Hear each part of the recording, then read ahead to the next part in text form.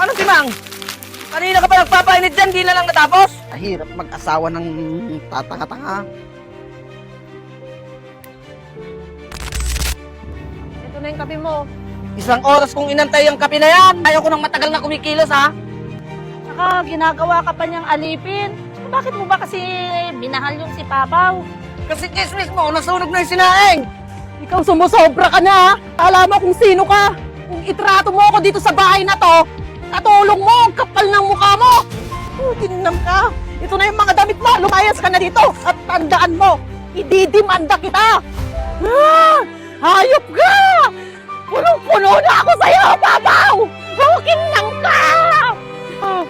Walang hiya ka! Papaw! Ay, anak ko, bakit napano ka na? Hayaan mo na siya para makalayak ka na din.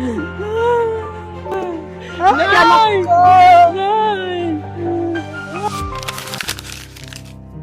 Aalis ka na naman, saan ka na naman pupunta? Magdidilihensya ako. Kasi kung ikaw lang din ang aasahan namin, nga kami, ang anak mo. Ay hindi, walang aalis. Manglalaki ka na naman. Kala mo wala akong nababalitaan yung paglabas-labas mo na meron ka daw lalaki. Anong sinasabi mo? Hayop ka? Kung ganyan din ang tingin mo sa akin, mas mabuti pang maghiwalay na tayo. Kaya siguro, pinalayas ka ng dati mong asawa at ganyan ang ugali mo. Sige, ako pa nga hamunin mong hiwalayan. Di mo ba alam, karaming naghahabol sa aking babae. At hindi ka kawalan.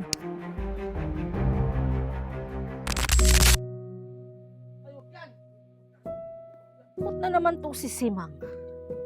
Hoy, malungkot ka na naman. Iniisip mo na naman yung asawa mo si Raulo, no? Ay, wag mo nang isipin na babalik pa yun si Mang. Mas okay pa nga kung hindi na siya babalik kasi tingnan mo, oh, marunong ka nang mag-ayos. O tingnan mo, hindi na tulad dati na ginagawa ka niyang alipin, yung stress na stress yung itsura mo. O tingnan mo, press na press ka na ngayon, para kang katatalbos na kamote. Yan yung si Mang na kilala ko, kaya wag mo nang anuhin na bumalik pa yun. Uy, ano ka ba naman, Kuring?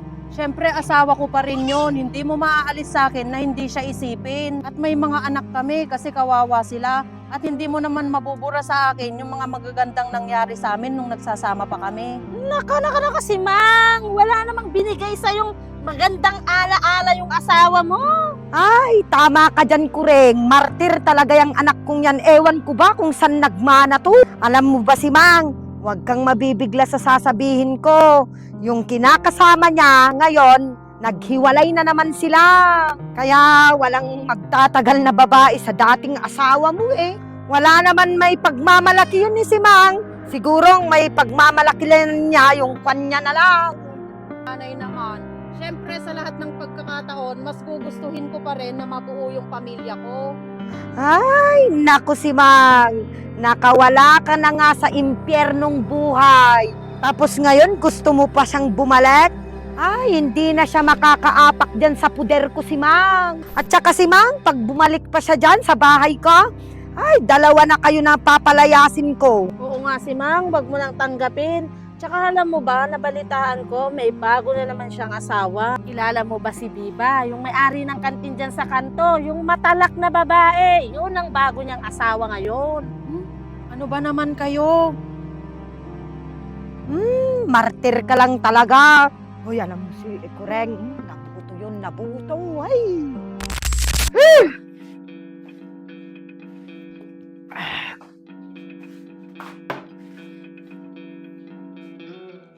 Ah!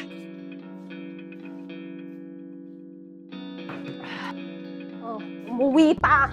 Umuwi pa tong visit na to. Ay! Wala na ng trabaho, inom pa ng inom. Ano?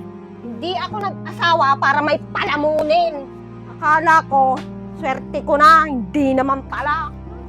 Ilang asawa pa kayang mahahanap ko niyan? Anong sabi mo? Anong mong ibig sabihin? Papalitan mo pa ako?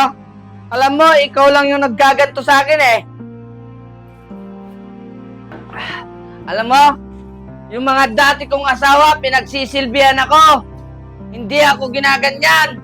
Pwes, ibahin mo ako sa kanila ha? Hindi nila ako katulad na martir at hindi mo rin ako alipin.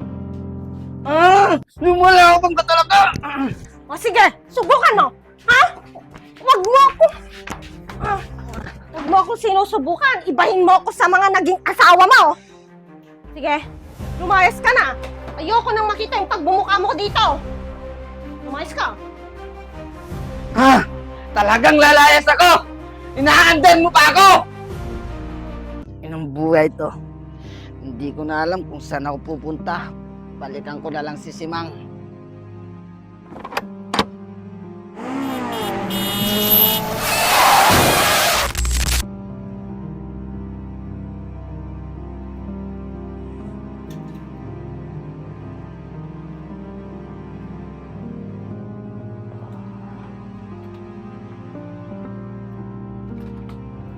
Simang! Bilisan mo dyan! Simang! O ito, sandali lang. Bakit saan ka ba kasi nagpunta? Di ba ang sabi ko sa'yo, huwag kang lalabas ng bahay? Ano ba pakialam mo? Siguro, masaya ka na Simang na nangyari ito sa buhay ko. Na nangyari sa buhay ko to para hindi ako makalas. Huwag ka na magsalita ng ganyan. Alam mo, wala namang may gusto sa nangyari sa'yo. Anong wala? Gusto mo to para hindi na ako makalabas. O, amin na yan. Susunod. Ano yan? Mas ka na dito sa harap ko. Ano yan, Simang? Tumayo ka nga dyan. Ikaw, ganyan ka na nga. Kagaling mo pang sumipa. Magpasalamat ka nga dahil tinanggap pa kita dito. Pag hindi lang kami tinawagan sa hospital na naganyan ka, hindi kami pupunta nitong anak ko. Kami na nga yung nagmamalasakit sa'yo at tong anak kong nagmamahal sa'yo. Kahit marami kang kasalanan sa kanya, tinanggap ka pa rin niya. Wala akong pakialam sa'yo, matanda. Pakalamero ka talaga. Kahit kailan. Tingnan mo yung asawa mong yan. Bastos, walang pinagbago. Kakabwisit naman. Pasensyahan mo na siya, Nay. Hay! Ewan ko sa'yo, Simang.